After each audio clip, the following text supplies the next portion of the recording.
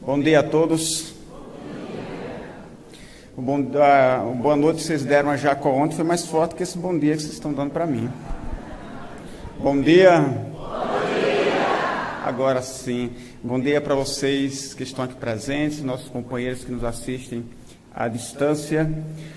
Depois desse show de musicalidade que a gente ouviu aqui, fica fácil a gente chegar aqui e falar, né? Só abrir a boca que o resto vai quase que sozinho. Então fica bem fácil. Vamos falar sobre sonambulismo, hipnose e fé. Eu não sei se alguém aí chegou a refletir, a pensar a respeito qual a relação que existe entre sonambulismo e hipnose. Entre esses dois há uma ligação fácil da gente entrever, mas entre esses dois e a fé, o que é que tem a ver o sonambulismo, a hipnose com a fé? Para a gente chegar a isso aí, nós vamos primeiro tecer algumas considerações, fazer algumas reflexões para que a gente consiga, então, estabelecer a relação com a fé. O que é a hipnose? Só para a gente poder relembrar e assentar a base do nosso conhecimento, das nossas reflexões. A hipnose seria um estado alterado de consciência, como se chama, onde o indivíduo entra num certo estado de transe, às vezes superficial, às vezes mais profundo, que geralmente é realizado através de uma sugestão verbal. Às vezes se utiliza um objeto brilhante ou um objeto com um movimento pendular, mas que tem como base uma sugestão verbal, onde o hipnotizador, geralmente, ele usa uma voz monótona e repetitiva, que vai induzindo o indivíduo a um estado de relaxamento e depois a um estado de transe um pouco mais aprofundado. Essa teoria ela foi lançada pela primeira vez pelo Abad Faria e depois foi desenvolvida pelo James Braid, o inglês, que, rechaçando a ideia da existência de um fluido magnético, então ele dizia que todos os fenômenos realizados pelos magnetizadores eram por conta da sugestão verbal e não existia o fluido magnético. Apesar de determinadas experiências que foram realizadas por diversos magnetizadores, tem uma experiência relatada no livro sobre a vida e a obra de Mesmer, do Paulo Henrique de Figueiredo, mas uma dentre tantas experiências que Mesmer e seus seguidores realizaram, muito interessante, rechaçando a teoria da sugestão verbal e reforçando a existência de um fluido magnético que, quando utilizado nesse direcionamento, conseguia colocar as pessoas que tinham essa predisponibilidade num estado alterado de consciência, como chamamos hoje em dia. A experiência relatada no livro do Paulo Henrique é mais ou menos a seguinte: um indivíduo estava numa sala ao lado da sala onde Mesmer se encontrava. Uma pessoa serviu, um estudioso serviu de testemunha para o que iria acontecer, e Mesmer, da sala ao lado, sem que fosse visto pelo indivíduo na outra sala, e sem terem preparado nada, sem terem feito nenhuma combinação prévia, o indivíduo lá na outra sala entra num transe proporcionado pelos movimentos e pela emissão magnética de Mesmer à distância, e fazendo ainda mais com que esse indivíduo ele realizasse determinados movimentos, exatamente reproduzindo os movimentos das mãos de Mesmer. Ali estava uma prova, sem deixar nenhuma dúvida, de que era um fluido magnético que estava fazendo aquilo acontecer, porque não havia qualquer espécie de sugestão verbal ali. Mas, mesmo assim, o James Braid ele seguiu nessa ideia de que não existia o fluido magnético, apesar dele mesmo mais tarde confessar que ele não conseguia realizar, através da sugestão verbal, todos os fenômenos que os magnetizadores realizavam. E este fenômeno que eu acabei de relatar é um desses. No estado mais profundo de hipnose, geralmente se chama de estado sonambúlico. Porque o sonambulismo, vamos passar aqui o slide, o sonambulismo magnético ele é proporcionado pelo fluido magnético, é uma introjeção, uma emissão magnética que vai se alojar, que vai influenciar mais ou menos, interferir naquela zona limite entre perispírito e corpo físico, proporcionando que o perispírito consiga ter um desligamento maior. Existem estados pré-sonambúlicos, mas o estado sonambúlico propriamente dito, ele é razoavelmente profundo, há um desligamento relativamente grande do espírito com relação ao corpo físico, dando uma relativa liberdade ao espírito e proporcionando a ele utilizar de certas faculdades que só os espíritos desencarnados têm o privilégio de utilizar com determinada facilidade, com determinada liberdade. Nós, encarnados, nós também somos espíritos e, através desse estado de sonambulismo magnético, retomamos uma certa liberdade, uma certa independência e conseguimos, desta maneira, realizar determinados fenômenos, como ter a visão através de objetos opacos, a visão à distância, a leitura do pensamento e outros fenômenos mais que os magnetizadores realizavam e conheciam e lidavam cotidianamente com todos esses fenômenos. Hoje, quando a gente vai aplicar um passe em alguém, de repente, quando a gente termina o passe, aquela pessoa não responde, fica imóvel, fica muda, muitas vezes a gente fica logo com medo. Muitos passistas tremem nessa hora, e dizem, será que é uma obsessão? Será que tem um espírito aqui obsessor? O que é que eu tenho que fazer? A gente fica meio que perdido. Os magnetizadores lidavam com esses fenômenos cotidianamente. Eles conheciam aprofundadamente, na prática, todos esses fenômenos e lidavam com muita facilidade. Agora, uma coisa interessante é que, através do próprio sonambulismo magnético, os magnetizadores, eles usavam a hipnose também nas suas práticas. Eles também usavam a sugestão verbal. Quando eu chego para um paciente, ou aliás, quando eu chego para um sonâmbulo, começo a magnetizar esse sonâmbulo com o objetivo de colocá-lo num transe sonambúlico, mas ao mesmo tempo vou dizendo, agora você vai relaxar, se acalme. Isso é uma sugestão verbal hipnótica, que vai contribuir com o fenômeno, mas isso não quer dizer que eu não esteja utilizando o fluido magnético, que ele não seja o elemento essencial na produção desse transe sonambúlico. Ou então, muitas vezes, os magnetizadores utilizavam a sugestão verbal para os tratamentos, tratamento de vícios morais ou de vícios de substâncias. Alguém tinha um vício qualquer, um vício moral, um vício sexual, ou um defeito que não conseguia vencer, que gostaria de superar e não conseguia, o magnetizador colocava ele num estado de transe sonambúlico e usava a sugestão verbal como um incentivo para que ele pudesse, no seu dia a dia, se sentir mais forte para superar os seus vícios. Isso era o uso da hipnose. Então, a hipnose ela estava misturada ao sonambulismo magnético, da mesma forma que não existe hipnose sem magnetismo. Os hipnotizadores, eles podem até não saber, mas o magnetismo é um elemento indispensável na produção hipnótica.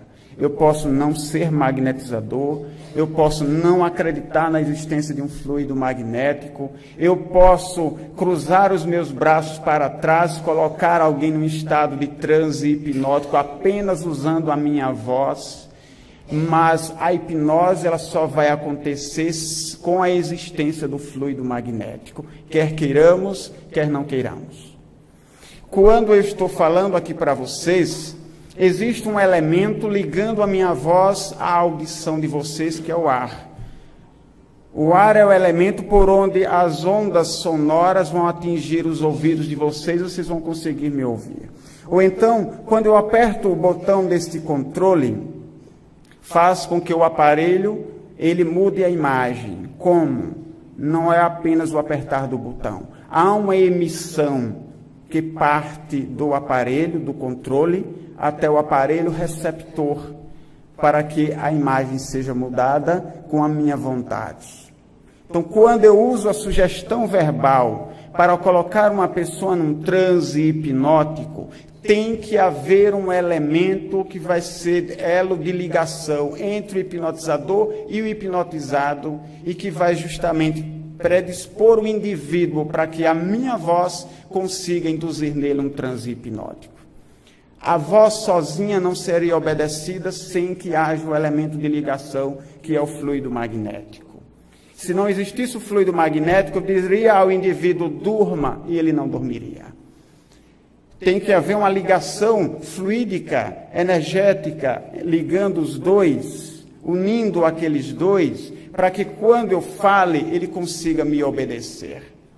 Isso a gente vai ver quando a gente coloca uma pessoa num estado de transe sonambúlico, ou mesmo de transe hipnótico, e chega uma outra pessoa e diz a ele, dá a ele uma ordem, um comando, uma sugestão, ele não obedece. Ele só obedece ao indivíduo que ele colocou no transe, porque é justamente o fluido daquele magnetizador, daquele hipnotizador, que eu está envolvendo. Então, se eu coloco alguém no estado de transe sonambúlico, ou um hipnotizador, como ele faz muitas vezes, aqueles hipnotizadores que fazem espetáculos públicos de hipnose, aí trazem pessoas da plateia para cá, para o palco, e faz com que ele realize gestos, movimentos, muitas vezes ridículos, e a pessoa obedece. Obedece a ele apenas. Não é porque ele tem um dom especial como hipnotizador, é porque é o fluido dele que está servindo de elo de ligação com o hipnotizado. Se eu coloco alguém no transe sonambúlico, ele só obedece à minha vontade. E aí, quando um hipnotizador diz assim, olha, quando você sair do transe, você não vai conseguir passar por aqui, porque tem um muro aqui na frente. E na hora que ele sai do transe, ele vai passar, ele para, porque ele realmente vê, enxerga ali um muro. Mas essa sugestão só foi possível porque os dois estão ligados magneticamente. Então, não existe a hipnose sem a existência do fluido magnético, assim como não existe o sonambulismo sem a hipnose, em muitos dos casos. Vamos em frente. Nós vamos ver aí um pequeno vídeo, aí eu peço ao pessoal lá em cima para dar o clique, para que o vídeo comece a rodar. Pronto, estou vendo ali.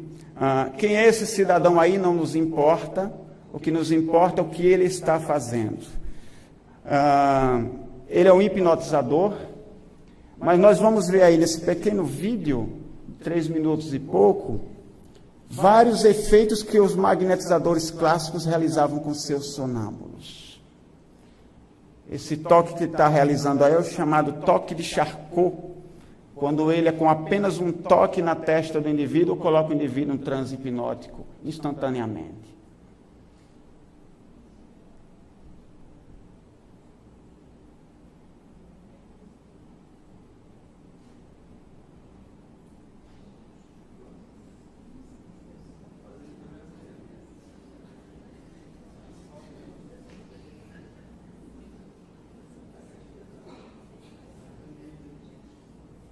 Aí nós vemos uma característica que é muito comum entre os sonâmbulos, o piscar de olhos que antecede o transe sonambúlico mais profundo. Não é uma regra, mas muitos sonâmbulos demonstram isso. Aí a insensibilidade física que ocorre com muitos sonâmbulos no transe sonambúlico. Aí uma atração magnética, quando ele faz com que o indivíduo de olhos fechados, sem nenhuma combinação prévia, consiga se movimentar na direção em que ele coloca as suas mãos, que ele atrai magneticamente com as suas mãos.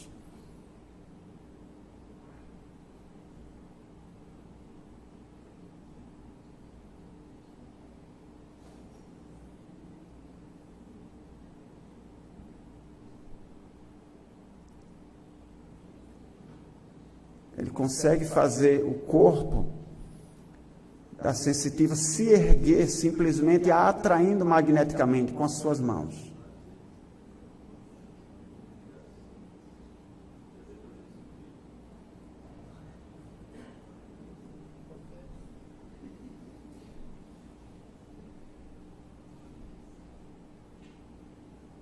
Novamente, a insensibilidade física.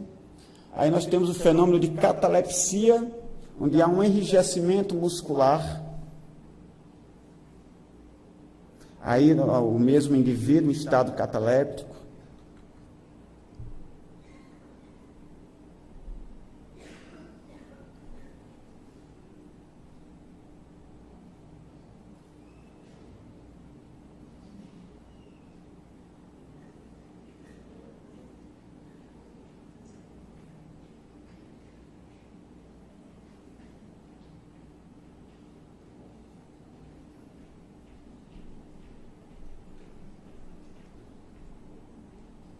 Novamente aí o fenômeno de atração magnética.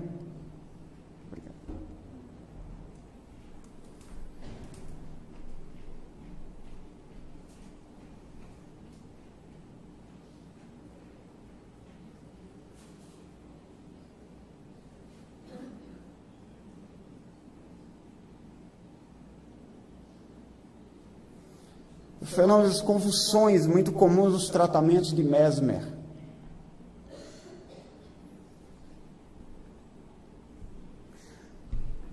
Se isso acontecer numa sala de passe, o que acontece com o passista?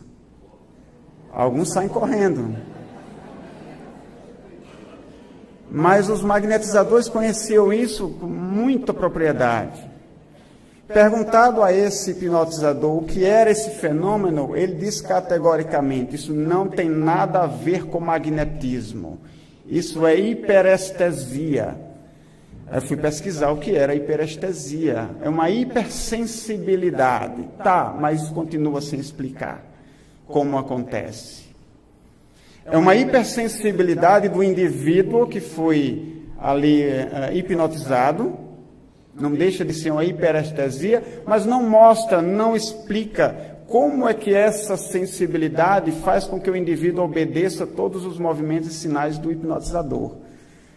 De que maneira que ele consegue simplesmente tocar na pessoa e induzir-la a um transe, ou fazer ela convulsionar espontaneamente.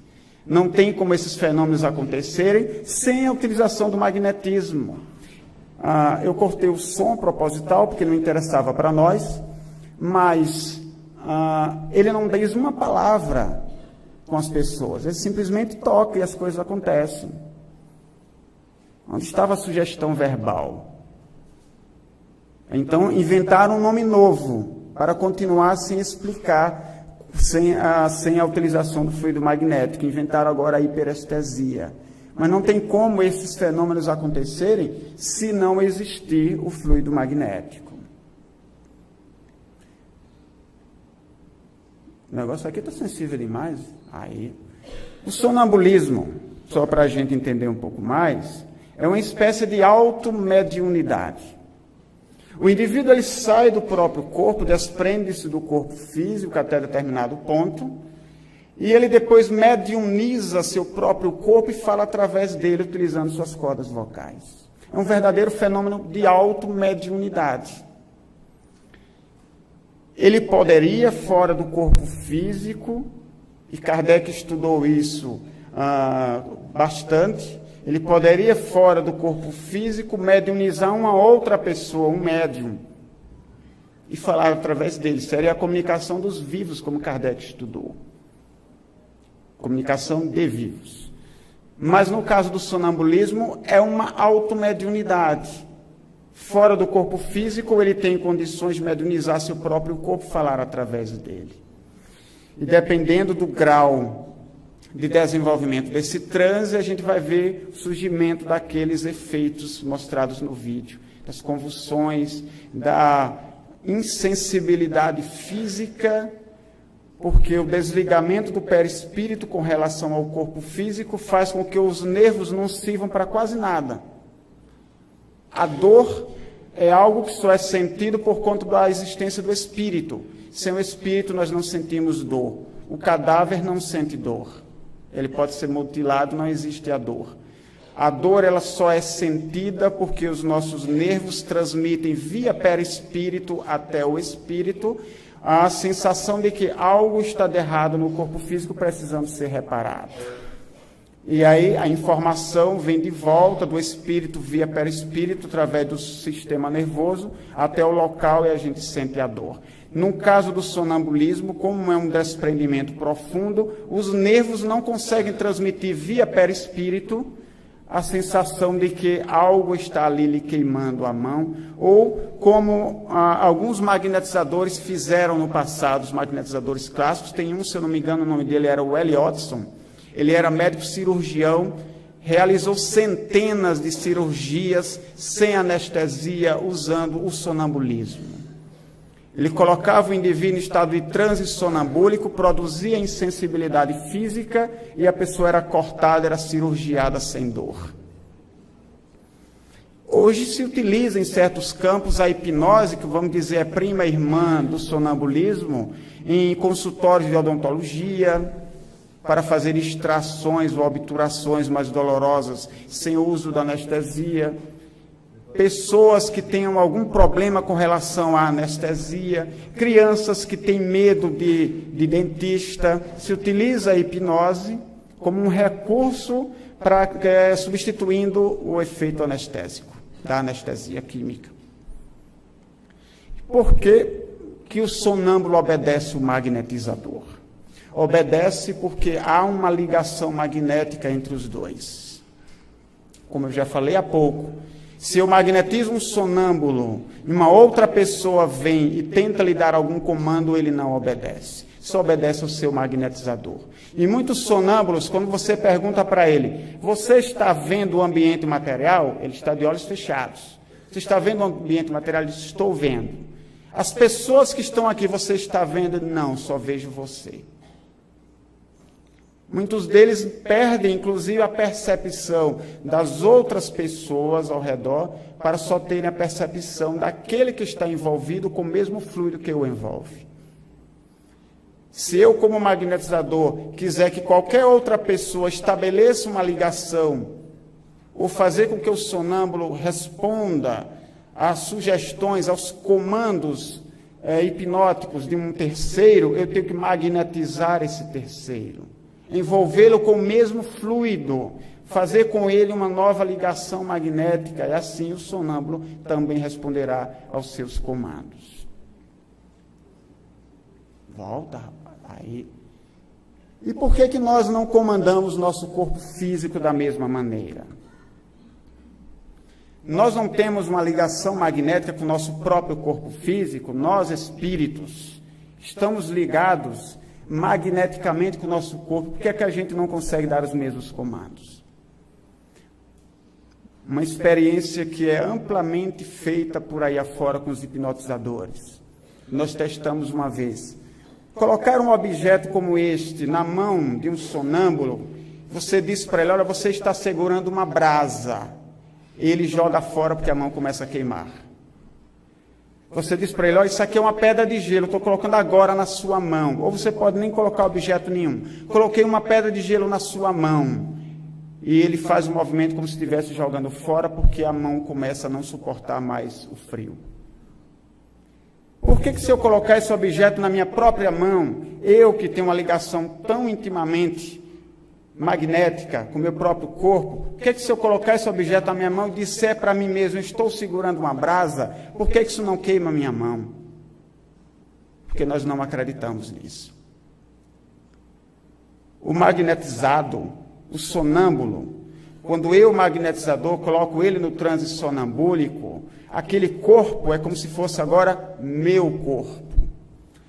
O corpo do sonâmbulo já não mais pertence a ele. O espírito, quando está ali fora do corpo, continua ativo, continua lúcido, com uma lucidez maior do que no estado de vigília que nós nos encontramos aqui. Mas aquele corpo do sonâmbulo é como se fosse meu. Eu estabeleci uma ligação magnética com ele, o corpo é meu. Então, o que eu digo àquele corpo, ele responde, ele reage como se fosse meu. Se eu digo àquele corpo, que supostamente agora é o meu organismo físico, se eu digo para ele, quando você acordar, quando você sair desse transe, tem um muro aqui na frente, você não vai conseguir passar. Ele assim acredita e assim ele faz.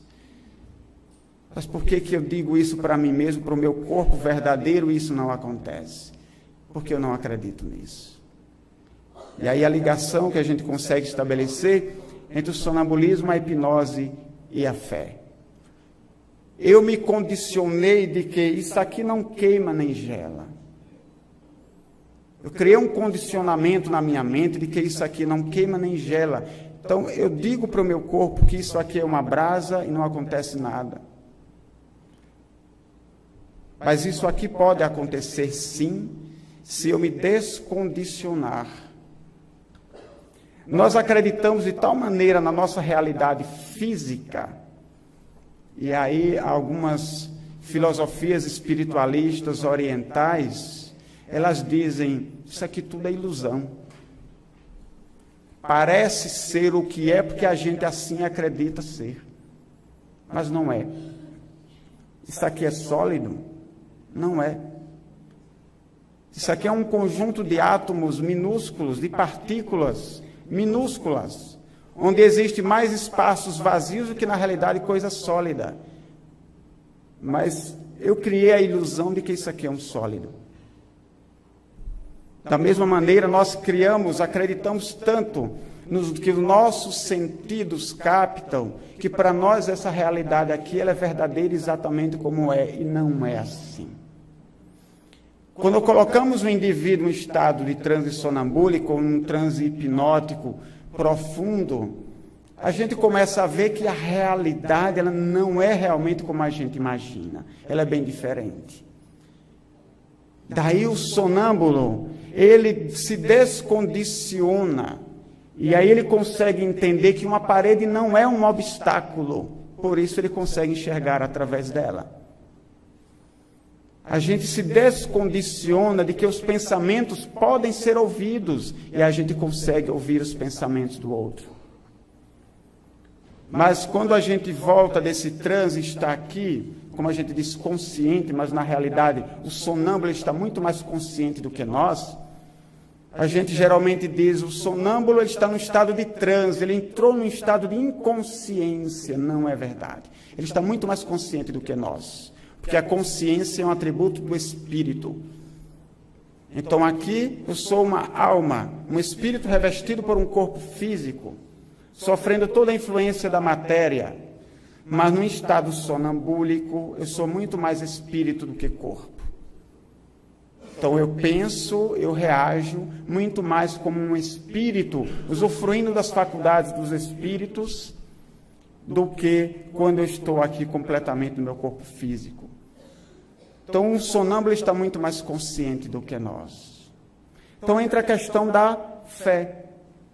Quando Jesus caminhou sobre as águas, e aí eles devem ter achado aquilo uma coisa fantástica. Alguém conseguir caminhar sobre as águas. Apesar de que eles já estavam meio que acostumados, vendo todos aqueles fenômenos que Jesus realizou de curas, que para eles eram verdadeiros milagres. Então, as curas extraordinárias de Jesus, eles já estavam até se acostumando a presenciar. Mas Jesus tinha ainda mais para lhe mostrar. Caminha sobre as águas. E, logicamente, quem não iria querer, assim como Pedro, caminhar também sobre as águas? E Pedro pede, Senhor, me chama para eu possa caminhar também aí sobre as águas. E Jesus lhe chama e Pedro começa a caminhar. Mas depois Pedro afunda. Porque ele sente medo, e aí ele afunda. Por que ele conseguiu caminhar no primeiro instante? Porque naquele primeiro instante ele descondiciona a sua mente de que aquilo era impossível. Se Jesus tivesse não lhe dado o exemplo primeiro, Pedro não conseguiria caminhar, porque ele ia pensar, como caminhar? Está doido? Como é que eu vou caminhar sobre as águas? Não existe isso é impossível. É o que a gente sempre diz. Isso é impossível. Mas Jesus lhe mostrou. Então ele descondiciona a sua mente daquela impossibilidade. Agora eu sei que é possível, eu estou vendo acontecer. Não é ilusão. Então ele caminha. Mas no momento em que ele sente medo, o vento mais forte, ele chega, ele sente medo, ele perde aquela certeza da possibilidade de caminhar sobre as águas e ele afunda. Isso acontece com muita gente quando chega de manhã diante do espelho e diz assim: nossa, como eu estou horroroso. E ele vai se sentir feio o resto do dia. A gente faz isso em uma certa escala. A gente faz com o nosso corpo. Ou então, como Jacó faz, quando chega de manhã na frente do espelho e diz: nossa, como eu sou lindo. Aí ele passa o resto do dia acreditando naquilo ali. E ele tenta, por efeito hipnótico, fazer com que a gente também acredite na mesma coisa. Mas aí não consegue, porque ele teria que ter uma relação magnética muito mais forte com cada um de nós. Aí ele não consegue. Mas com ele tem. Então, na frente do espelho, muita gente faz isso.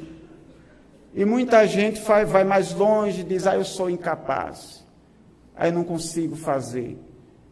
Eu sou burro. Eu sou fraco.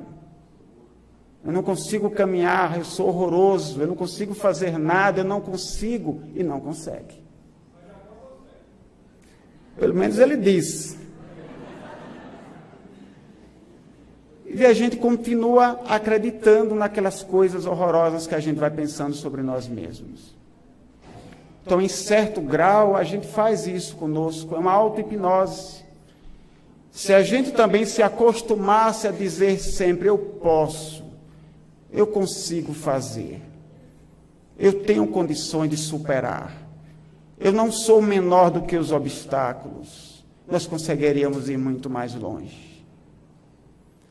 Muitos de nós chegamos até aqui desejosos de ouvir de outras pessoas os seus relatos, os seus exemplos, os êxitos das suas terapias, e a gente fica pensando: nossa, como seria legal se eu também conseguisse. E volta para sua casa espírita e continua sem conseguir. Porque continua pensando pequeno. E nós continuamos confundindo isso com humildade. Mas que na realidade não é humildade, é um complexo de inferioridade. Eu não posso, eu não sei fazer, eu não consigo. Isso é coisa para Jacó fazer. Isso é coisa para Désir fazer. Mas eu não posso. E a gente vai levando a vida se auto-hipnotizando dentro da negatividade. Uma coisa que eu gosto de dizer sempre: gente, nós somos filhos de Deus. Isso não é pouca coisa. Nós somos filhos de Deus, então nós podemos muito. E isso não é falta de humildade. Isso é compreender a grandiosidade de Deus, porque Ele não faria nada pequeno. Deus não fez nada pequeno. Deus criou um verme da terra, mas é um organismo, não podemos dizer, não diria um organismo superior, mas de extrema importância. Ele não pensa, ele não raciocina, mas ele faz aquilo que é o objetivo da existência dele. E é de extrema importância. E nós? O que é que nós estamos dizendo para nós mesmos? Então, nós muitas vezes não acreditamos, justamente porque nós não conseguimos acreditar, porque nós nos condicionamos sempre dentro da negatividade, de que não é possível, de que eu sou pequeno, de que eu não posso. Mas nós podemos sim, podemos fazer muito mais. Está lá no Evangelho, esse negócio é sensível. Assim. Em verdade vos digo que se tiverdes fé como um grão de mostarda, direis a este monte: passa daqui para acolá, e há de passar. E nada vos será impossível. Está lá em Mateus. Algumas traduções dizem assim: se tiverdes fé do tamanho de um grão de mostarda. Eu achei isso sempre meio que estranho. Como é que é? Quanto menor a fé, então mais eu realizo. Porque o grão de mostarda é muito pequeno. Mas em outras traduções, acredito que traz um sentido mais verdadeiro: se tiverdes fé como um grão de mostarda, que é pequenino, mas consegue se tornar uma árvore enorme. A nossa fé pode começar assim, pequenina, mas que pode ir sendo alimentada a cada dia, a fim de que ela cresça cada vez mais. assim como tantas e tantas outras árvores, tantos outros exemplos que existem na natureza, nós podemos crescer na fé e realizar muitas coisas. Kardec, ele interpreta essa passagem como sendo, ele toma a interpretação moral, o sentido moral da frase. Mas Jesus, ele se referiu a um monte, a uma montanha realmente. Ele disse que seria, inclusive, possível a gente remover uma montanha de um lugar para outro. Se a gente deixar a interpretação moral, acredito que Kardec, ele quis deixar aquilo de lado, aquilo que poderia ser objetivo de polêmicas. Ele próprio fala isso, ressalta isso no início da obra. Ele vai ressaltar ali apenas o que seja de ordem moral, porque é nesse ponto onde todas as religiões vão convergir com relação ao Evangelho do Cristo. Mas Jesus se referiu a montanhas verdadeiras. Mas como você vai mover uma montanha de um lugar para outro? Isso é impossível. É impossível porque nós achamos impossível. É impossível a gente vencer a resistência do ar e levitar. A física diz isso. Não é impossível. Muita gente já fez isso. Fazer objetos físicos se erguerem do chão, sem nenhuma força, sem nenhum recurso visível. Pessoas já conseguiram levitar, vencer a resistência do ar, vencer a força da gravidade. Por que nós achamos impossível? Não conhecemos todas as leis. Mas Jesus sabia dessa possibilidade. Se eu posso erguer uma cadeira sem usar as minhas mãos e mudá-la de lugar, Jesus então estava correto quando disse que também se poderia fazer isso com uma montanha. Desde que eu faça como o grão de mostarda, que de pequenino pode se tornar uma árvore frondosa. Mas como é que a gente consegue aumentar a nossa fé? Não é fazendo força para desenvolver a fé. É desenvolver o conhecimento e a convicção. Esse capítulo 19 do Evangelho segundo o Espiritismo, que trata da fé, ele precisa ser melhor lido e melhor compreendido. Porque na maioria das vezes, quando a gente chega e pergunta o que é fé, a maioria das pessoas diz é confiança. Não. Confiança é um atributo da fé, mas não é a própria fé. Fé é certeza. Fé é convicção. Jesus caminhou sobre as águas porque ele sabia que era possível, ele tinha convicção disso. Ou seja, tinha fé. Pedro, no primeiro momento, também conseguiu caminhar sobre as águas porque ele acreditou nisso, ele sabia que era possível fazer. E fez. No momento em que ele duvidou, ele afundou. Então, no momento em que nós duvidamos de nós mesmos, nós também afundamos na nossa vida. Mas a partir do momento em que a gente realmente acredita em nós, acredita nos potenciais divinos que existem dentro de nós, que a gente realmente acredita que nós somos filhos de Deus, herdeiros da divindade, portanto, nós temos todas as capacidades do mundo dentro de nós. Não de forma absoluta como um Deus, mas de forma relativa como um ser humano, filho de Deus. Então nós temos a possibilidade de desenvolver a nós mesmos e conseguimos remover as montanhas de todos os obstáculos. E muita gente diz, mas eu não consigo montar um grupo de magnetismo para trabalhar na minha casa, porque os obstáculos são muitos. Mas você é maior do que os obstáculos. Você tem capacidade maior do que todos os obstáculos, porque você está pensando de maneira positiva, enquanto que aqueles outros que colocam os obstáculos, eles também acreditam nos obstáculos que estão criando. E foi dessa maneira que Hitler mobilizou a Alemanha, porque ele acreditava nas suas ideias, acreditava piamente que ele estava certo. E dessa maneira ele fazia com que os outros também acreditassem. E os outros acreditavam naquilo que Hitler dizia e seguiam, de olhos e ouvidos fechados. E também foram contaminados pelas ideias. Mas nós podemos ser contaminados pelas ideias mais positivas e realizar. positivamente aquilo que nós desejamos realizar. Jesus amado, agora não sei mais para onde foi. Aqui, ixi Maria, deixa quieto.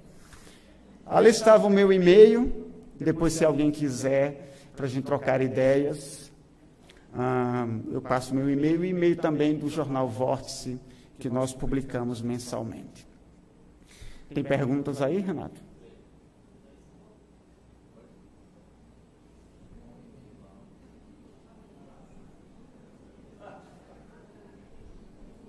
Perdeu-se. O e-mail perdeu-se. Mas quem quiser, depois eu passo. Ok.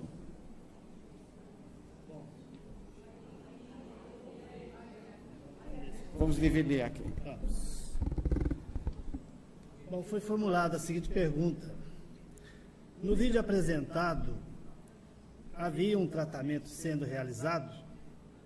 Qual o objetivo?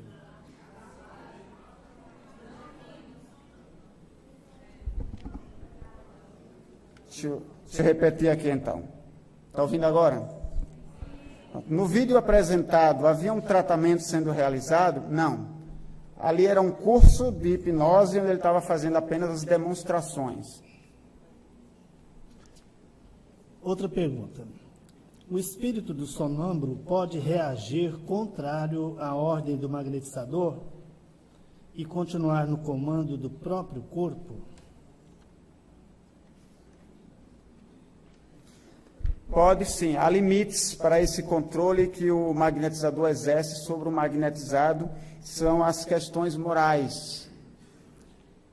Se ele disser ao sonâmbulo, ou como um hipnotizador diz ao hipnotizado, imita um cachorro, ele faz. Mas se você colocar o indivíduo em transe para que ele exerça alguma coisa, alguma ação que vá contra a sua moral, aí ele não obedece. O limite é esse, o limite é moral. Então, você consegue hipnotizar alguém para que ele se torne um criminoso, se ele tiver essa índole. Se ele não tiver, ele vai reagir e não vai obedecer. Como assim?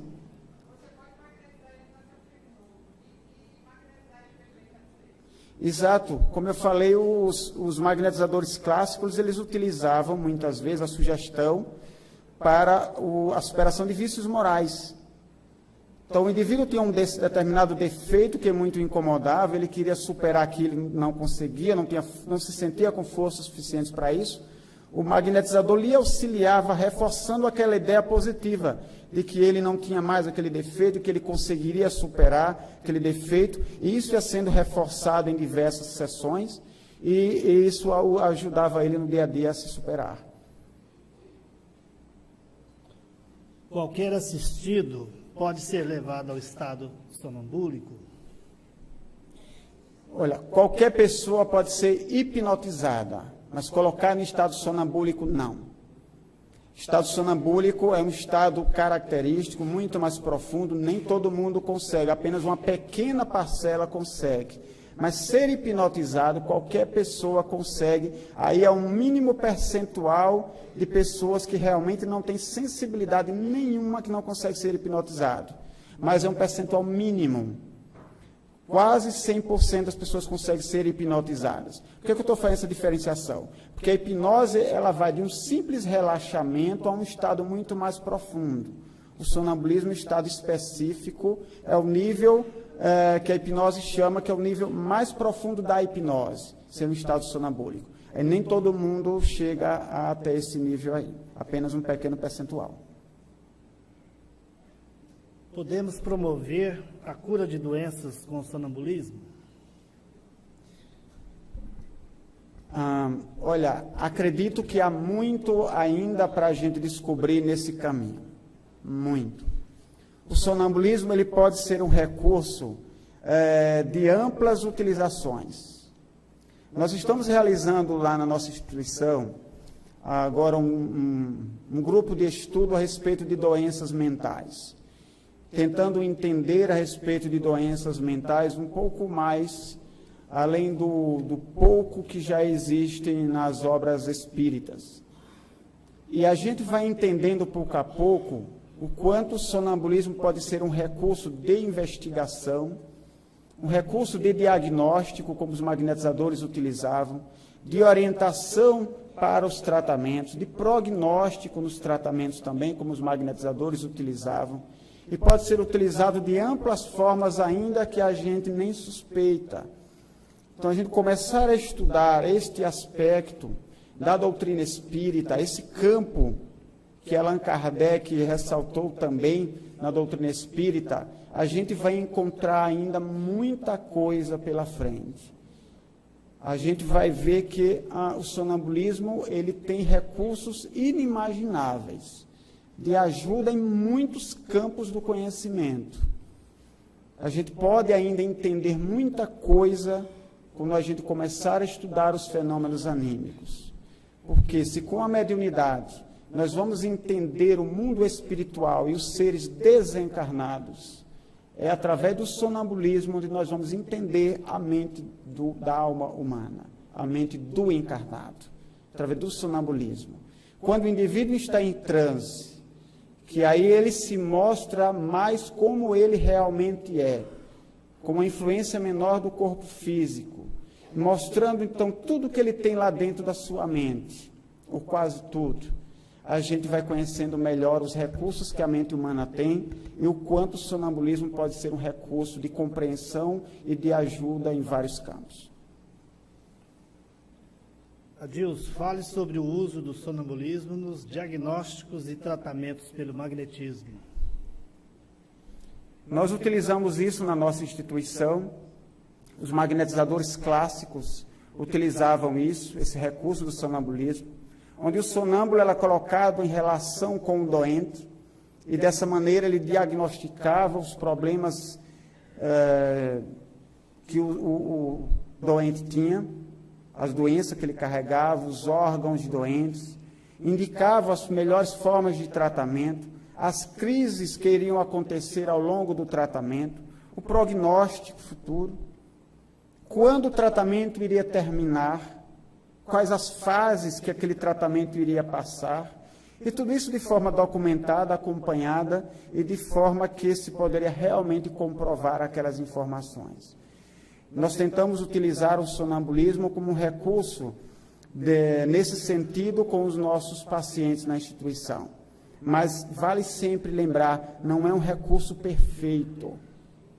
Aliás, o recurso pode ser perfeito, mas o sonâmbulo não sendo um ser perfeito, as orientações também não são. É preciso sempre que qualquer informação dessa seja muito bem analisada, de forma criteriosa, de forma raciocinada, que seja verificada aquelas informações, colocadas em prática na medida daquilo que seja necessário, que seja possível, ou seja, que elas sejam sempre analisadas, porque não é um recurso perfeito. Então, é necessário sempre, assim como se deve fazer, pelo menos com a mediunidade. Qualquer informação que vem do mundo espiritual, não importa quem seja o espírito ou o nome que ele dá, não importa se é o mentor da casa ou se é o Zé da esquina, não importa qual é o espírito, não importa qual é o sonâmbulo. As informações têm sempre que ser muito bem analisadas antes de serem colocadas em prática. Durante o passe magnético, o assistido entra em sonambulismo magnético e não retorna ao final da aplicação. Como agir? E quando ele tem os sintomas de epilepsia? E quando não obedece nosso comando verbal? Tem muita coisa aqui. Tem várias perguntas aqui. Acontece com uma relativa frequência, pessoas que estão recebendo o passe, quando termina o passe, parece que a pessoa apagou. Você chama, ela não responde, você toca nela, ela não responde, não reage. Muitas vezes ela está entrando num transe, ou ela já entrou num transe, mas não é o transe sonambúlico, porque no transe sonambúlico ela responderia. Então ela está numa fase de pré-sonambulismo. Então continua a magnetizar essa pessoa. Continua magnetizando, que ela vai ultrapassar aquela fase de pré-sonambulismo e vai entrar num transe num nível tal que ela vai conseguir usar as cordas vocais e falar com você. aproveita aquela oportunidade para que ela relate, ela fale sobre sua própria doença. Ela pode, naquele momento ali, lhe dar dicas sobre a própria doença, sobre o tratamento, que ela, num estado de vigília, talvez ela nem conheça, nem se aperceba. Como ela está ali num estado privilegiado, ou seja, com a menor influência do corpo físico, às vezes ela sabe mais da sua doença do que ela consegue perceber e transmitir para os atendentes ou para o magnetizador no estado de vigília. Então, continua a magnetizar, permite que ela aprofunde o transe e comece a conversar com ela assim que ela conseguir conversar com você. Essa seria a ação.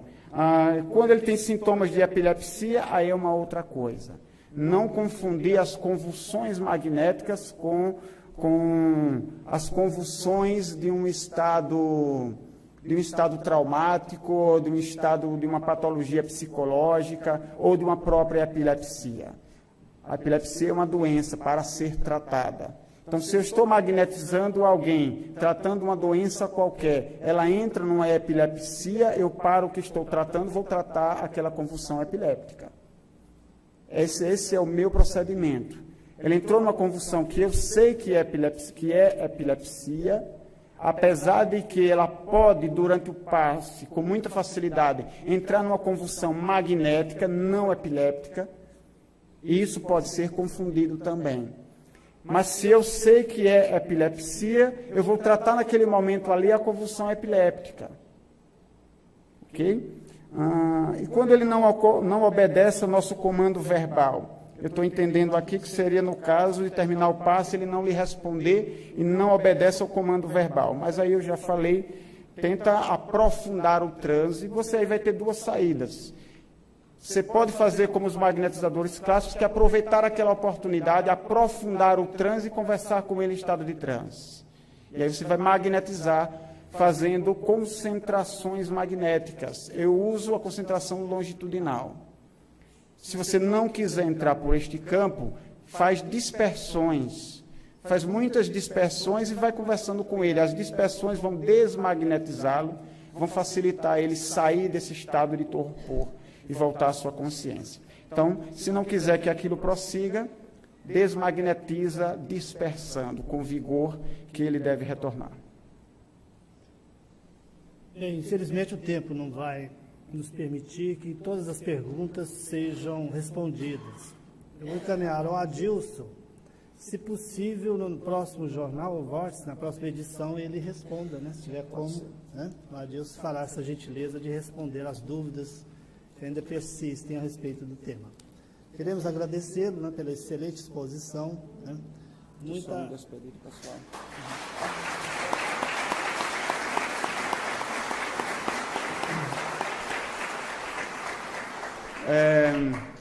Eu não garanto responder essas questões no próximo Vórtice, porque ele será dedicado ao 8º M. Mas, no seguinte, a gente vai tentar responder isso aqui através do Vórtice. Muito obrigado a todos e continuemos tendo um ótimo 8º M.